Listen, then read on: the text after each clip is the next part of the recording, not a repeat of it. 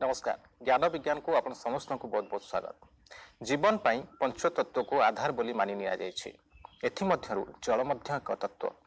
जल बिना सृष्टि असंभव, ए जीवन असंभव।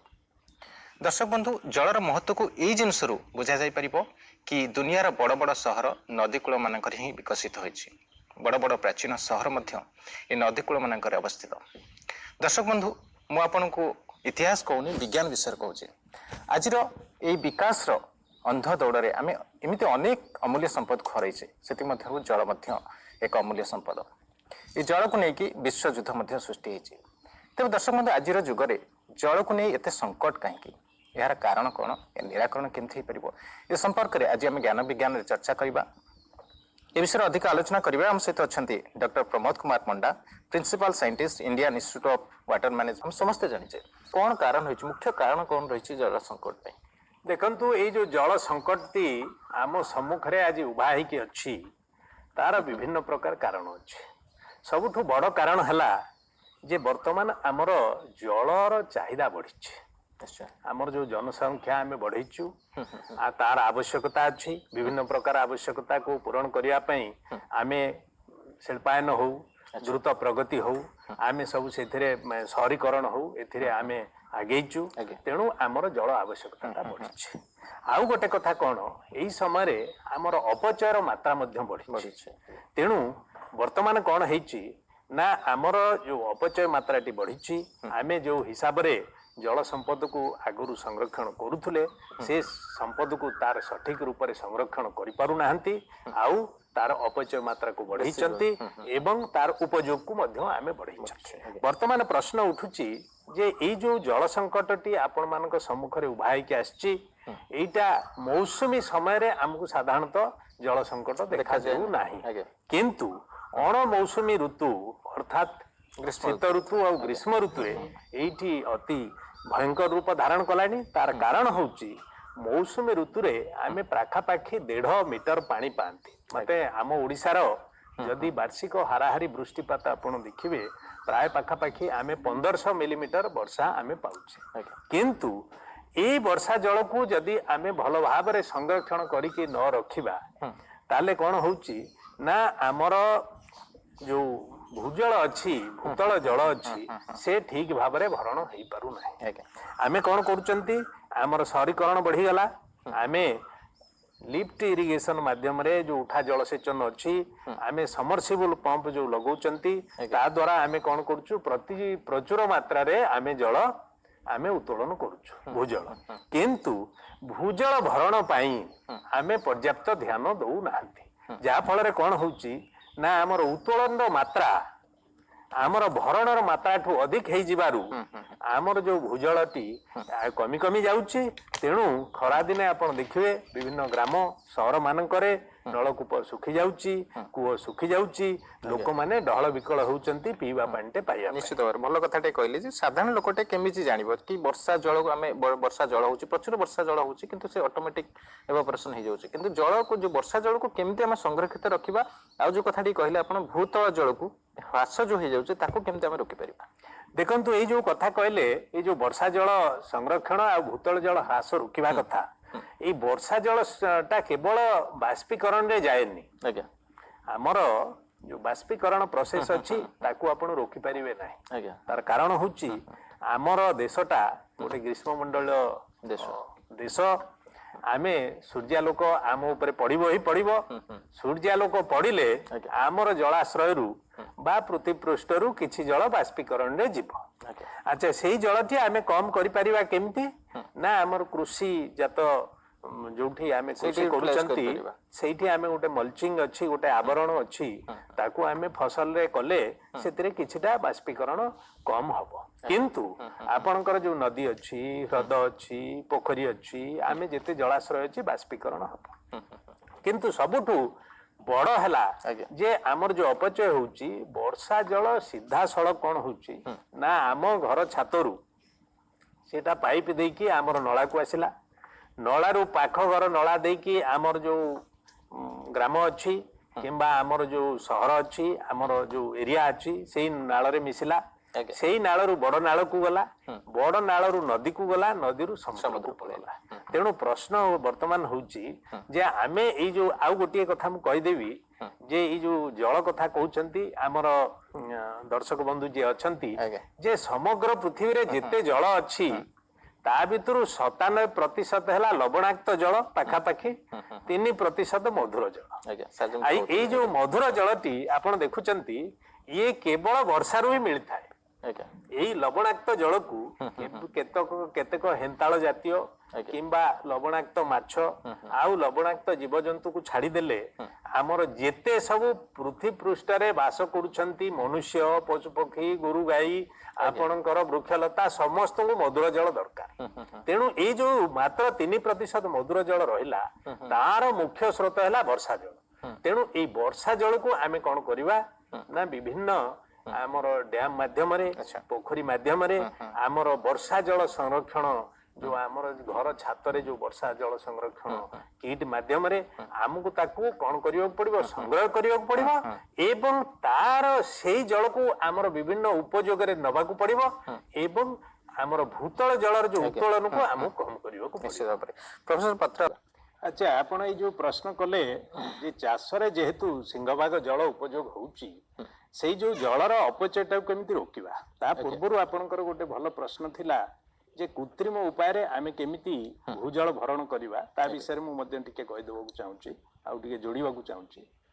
ଯେ ଦେଖନ୍ତୁ ଯେତେବେଳେ କୌଣସି ବଡ଼ ଏରିଆ ସେ ସହର ହଉ ଗ୍ରାମାଞ୍ଚଳ ହଉ ତାର ଭୂତଳ ଜଳ ସରିଯାଏ ସେତେବେଳେ ହାହାକାର ମଚିଯାଏ।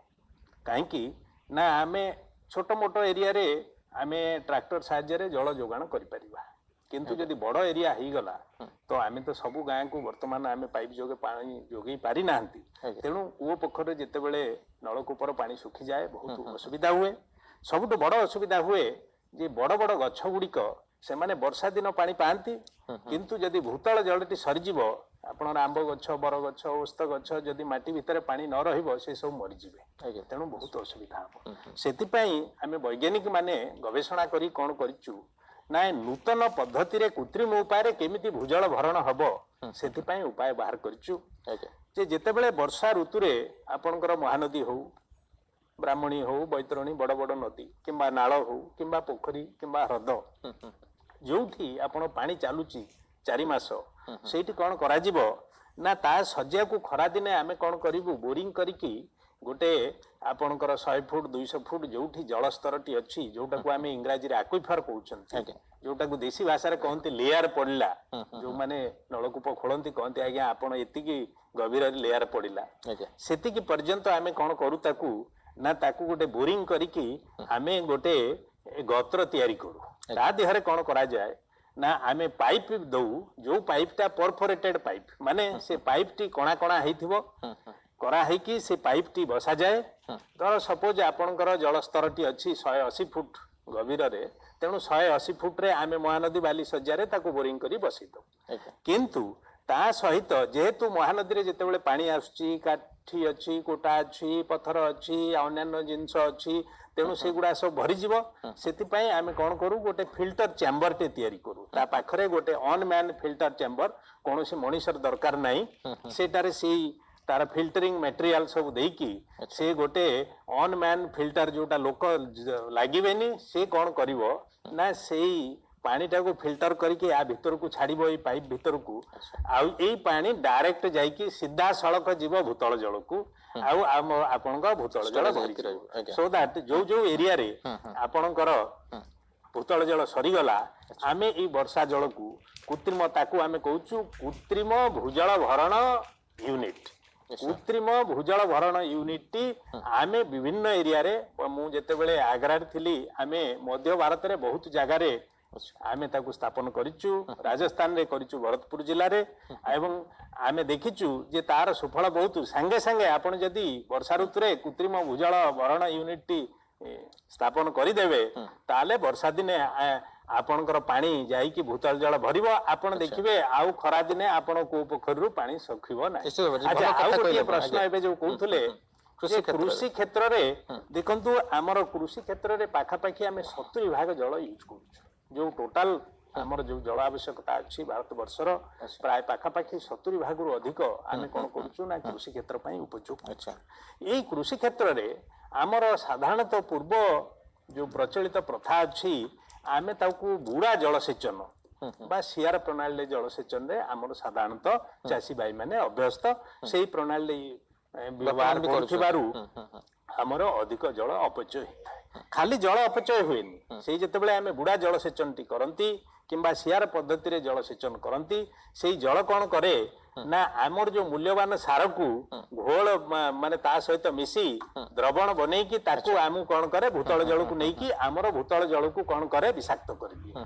भूजल विषाक्त हो जाए यूरिया कौन हम पानी रे मिसी जीव मिसी गले द्रवण है कि से तल को जाई कि आमर भूजल को खराब कर दिए बा समय सरी आसला ताले आमे वर्तमान जो जल संचयकारी पद्धति होउची सेटा हला गोटे हला बुंदा जलसेचन जाको आमे इंग्रजी रे ड्रिप इरिगेशन कहउचंती आउ गोटे सिंचन पद्धति जाको आमे कहउचे स्प्रिंकलर इरिगेशन ये दुईटी जलसेचन प्रणाली ये कौन ना जल संचयकारी जलसेचन प्रणाली आमे ताकू व्यवहार कले एतिरे कौन हुए आमे केवल गछ मूल रे पानी दियंती तेणु आमर जल कम अपचय हुए आमर खत सार अपचय हुए नाही एवं आमर उत्पादकता बढ़ी थाए। प्रोफेसर पात्र आपण पर आसीबे जेमते आजिकाली रो युवक सरी आसिलेन मोर सहरांचल रे केमती लोक मान ए वर्षा जल को संचय कर परिबे देखंतु सहरांचल रे हमकु वर्षा जल संचय करियो पड़िबो तार कारण होउची आमे सब पक्का घर करदेले एवं गढ़िया पोखरी खोलिले नाही आमर भूजल भरण हेउ नाही तेणु आमे सहरांचल रे जो जल जोगान व्यवस्थाटी अछि ता बाहर जागारू जल आनी पाइप रे आमे दउचे तेणु वर्तमान किंतु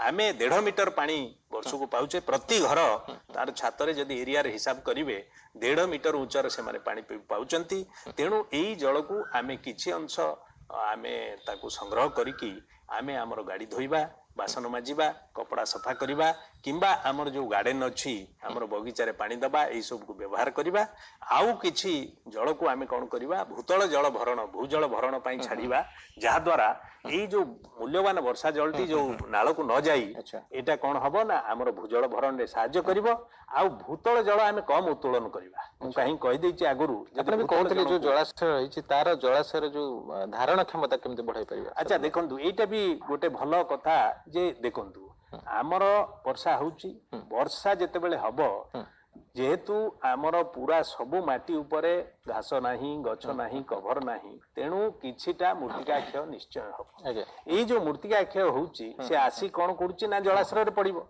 तेणु जलाश्रय रो कोन कि जल धारण क्षमता कमउची तेणु आमु कोन करिवा को पड़िबो ना से गढ़िया हो पोखरी हो नदी हो तार पंक उद्धार करिवा को पड़िबो सेठू बाली सफा करिवा को पड़िबो पंक उद्धार करिवा को पड़िबो तार जो क्षमता अछि जल धारण क्षमता काहेकि ना प्रति वर्ष मूर्तिकाक्षय प्राय पाखापाखि प्रति हेक्टर रु 16 टन मूर्तिकाक्षय होउची सेही मूर्तिका आसिके आम कोन होउची ना हमर जलाश्रय रे भरि जाउची एवं जलाश्रय रो जल धारण क्षमता कमी दोउची आमे तेणु कोन करिवा को पड़िबो ऊपर मुंड रे नदी रे नाल रे सबु जगह रे आम कोन करिवा को पड़िबो विस्तृत वृक्षारोपण करिवा को पड़िबो चाष करिवा को पड़िबो आपनकर पहाड़िया अंचल रे टेरासेस माने सोपान करिवा को पड़िबो जहा द्वारा आमको मूर्तिकाक्षय रोकिले जाई आमर जलाश्रय जल धारण क्षमता बढ़ी पार निश्चय। धन्यवाद दर्शक बंधु आज आम आलोचना कर सुचिंतित मतामत लिखी चिठी लिखि निश्चय पठेबे हमको चिठी लिखा ठिकाना लिखि रखु ठिकाना हूँ ज्ञान विज्ञान